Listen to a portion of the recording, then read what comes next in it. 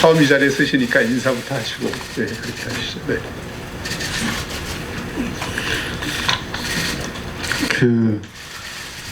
어제 제 이름이 신문에 나고 나서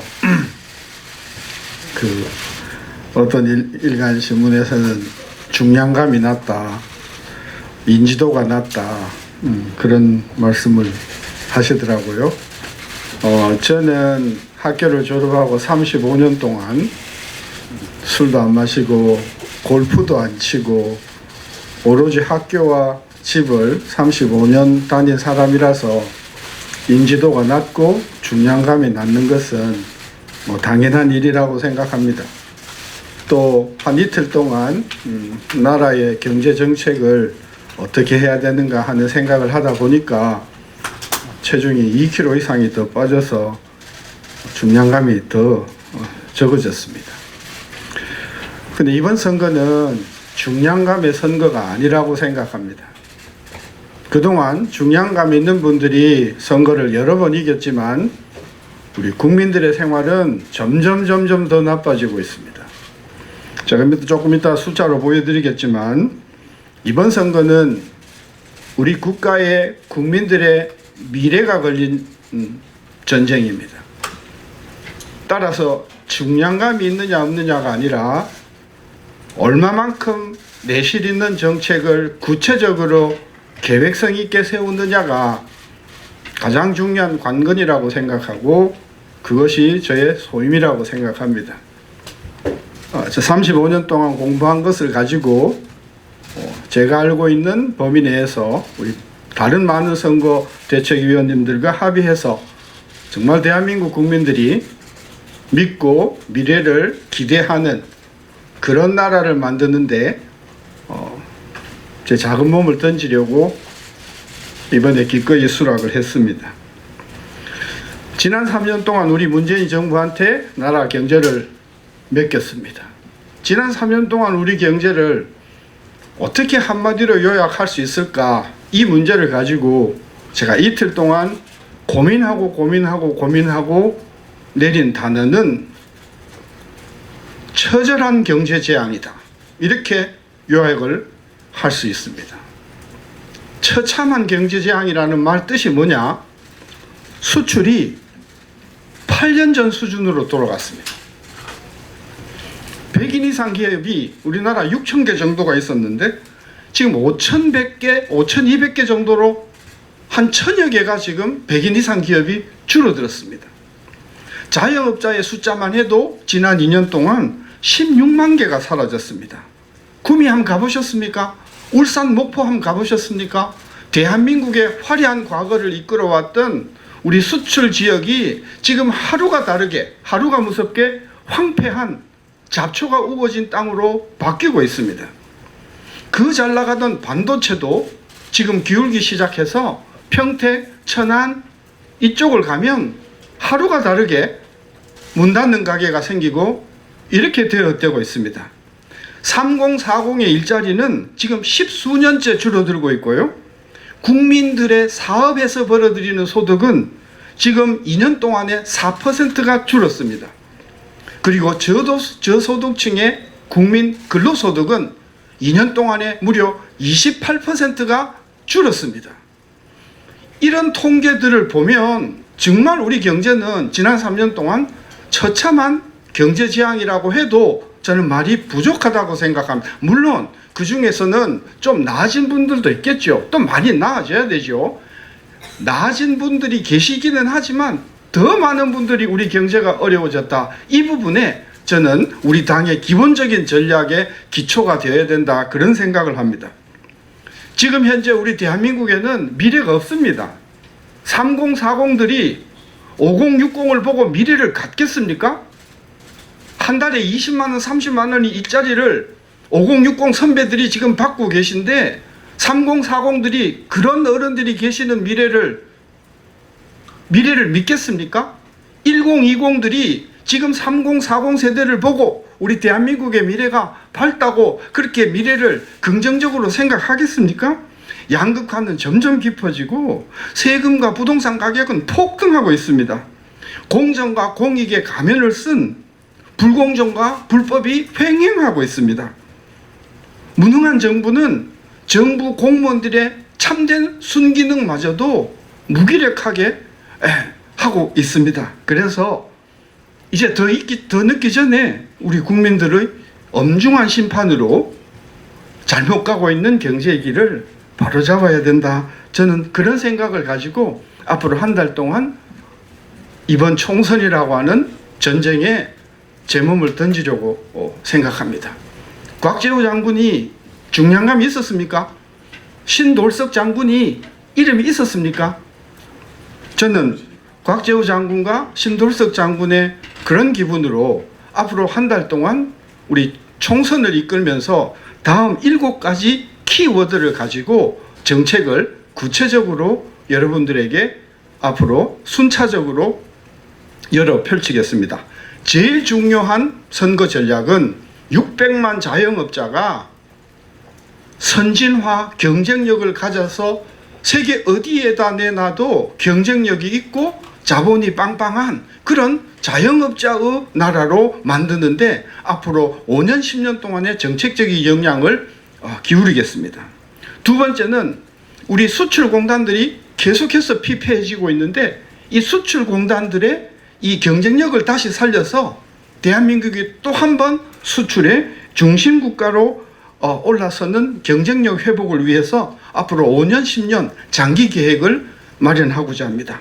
세 번째로는 이 정부가 들어와서 너무 자율이 무참히 짓밟혔습니다. 기업이나 학교나 일반 단체들의 자율성이 너무나 제한되고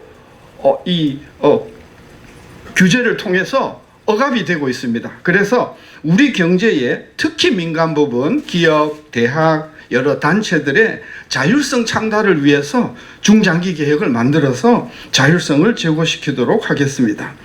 우리 국민들의 조세 부담이 너무 지금 커지고 있습니다. 특히 30대, 40대는 앞으로 10년 동안 어마어마한 세 부담을 안게 될 겁니다. 저는 그래서 앞으로 국민과 기업의 조세 부담을 점진적으로 줄여갈 수 있도록 하는 5개년 계획을, 세제 계획을 마련하고자 합니다. 3040의 일자리와 주거복지를 위해서 5개년 장기 계획을 세울 그런 계획을 마련하겠습니다.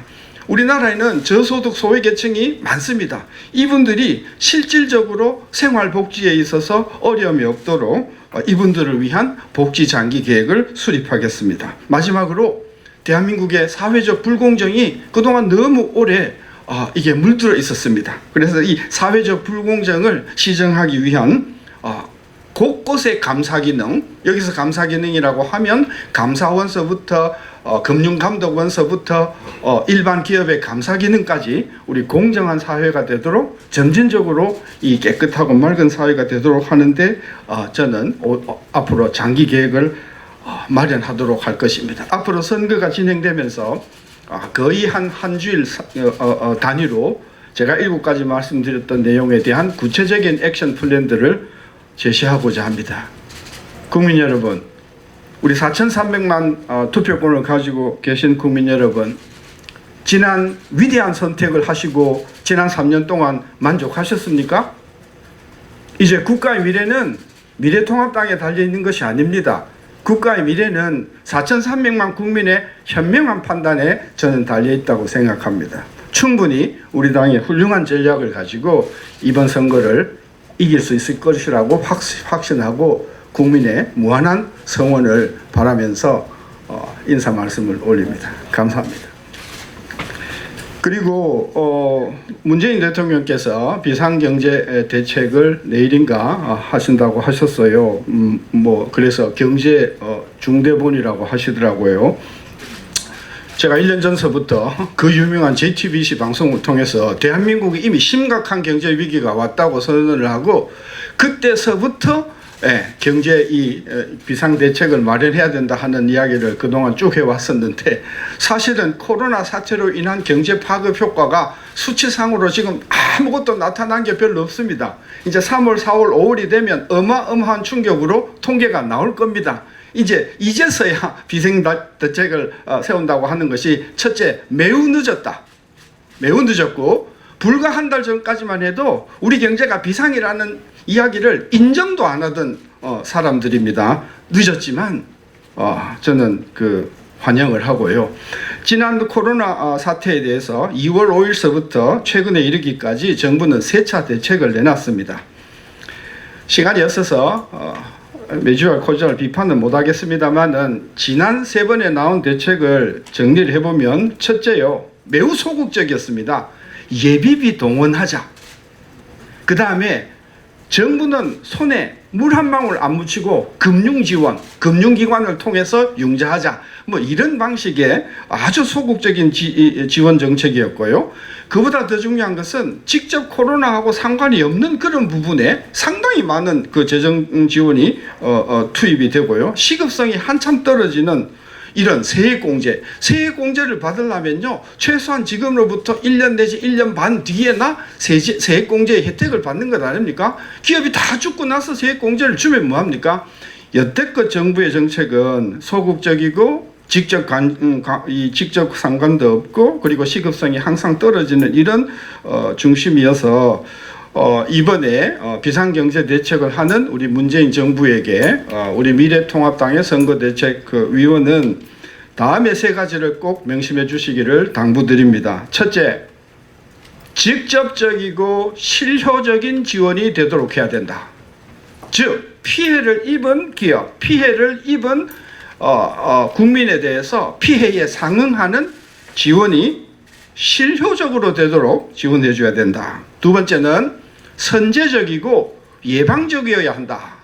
피해가 났으니까 보상한다가 아니고 피해가 날 것 같으니 피해가 나지 않게끔 미리 선제적으로 예방하는 것이 두 번째 원칙이고요. 세 번째는 광범위하고 파격적인 지원이 되어야 된다. 요 3가지 원칙을 저는 꼭 당부드리기를 바랍니다. 그러면 그 3가지 원칙이 어떻게 구체적으로 적용이 되는가? 2008년도에 우리 금융위기가 있었을 때 당시 자료를 보니까 추경이 한 2% 조금 넘게 지원이 됐더라고요. 그 당시에 2%면 우리도 이번에 2%라고 보면 지금 우리나라 GDP가 명목 기준으로 한 2천억 달러가 되지 않습니까? 그러니까 2%쯤 한 40조 정도 되겠죠. 40조를 다 국가 재정으로 하라는 말은 아니고 적당하게 가감해서 20조 정도는 국가 재정으로 한 20조 정도는 뭐 금융을 통해서 하든 그것은 정부가 저는 믹스를 할 수 있다고 봐요. 그래서 이번 위기의 피해는 최소한 GDP의 한 2%가 정도가 되는 그런 어떤 파격적인 규모가 되어야 된다.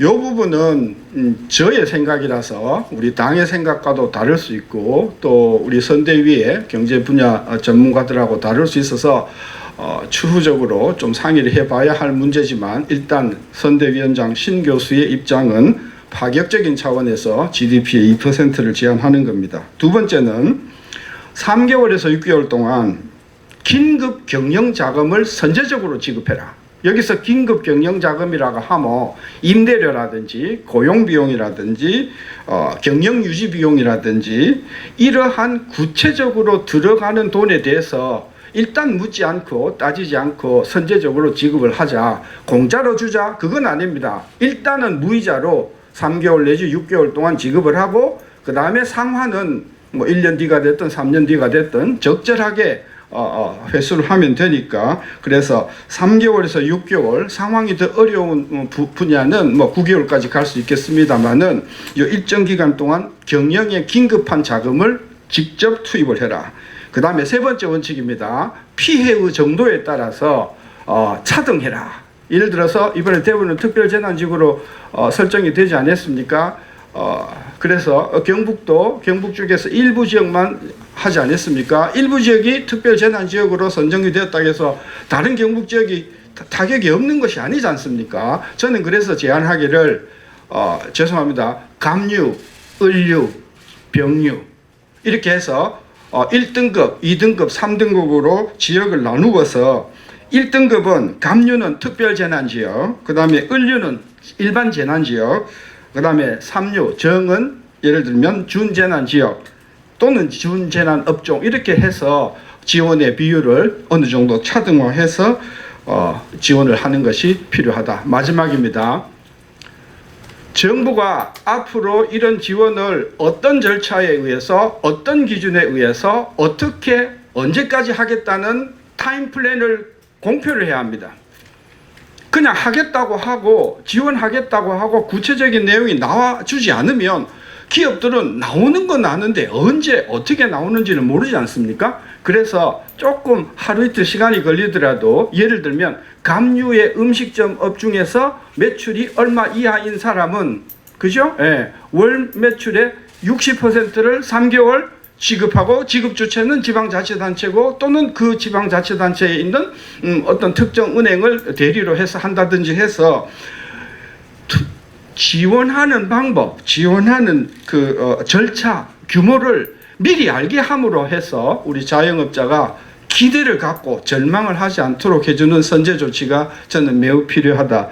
요렇게 지적한 부분을 우리 문재인 대통령께서 해주시기를 바라고, 만약에 내일 그 회의에서 그런 절차가 나오지 않으면 우리 선대위나 또 우리 당에서는 준엄한 비판과 함께 또 색다른 어떤 구체적인 대안으로 우리가 포문을 열 것이다, 이 말씀을 드리면서 인사 겸 이 코로나 비상대책에 관련된 선대위원장 신세돈의 의견을 말씀드렸습니다. 감사합니다.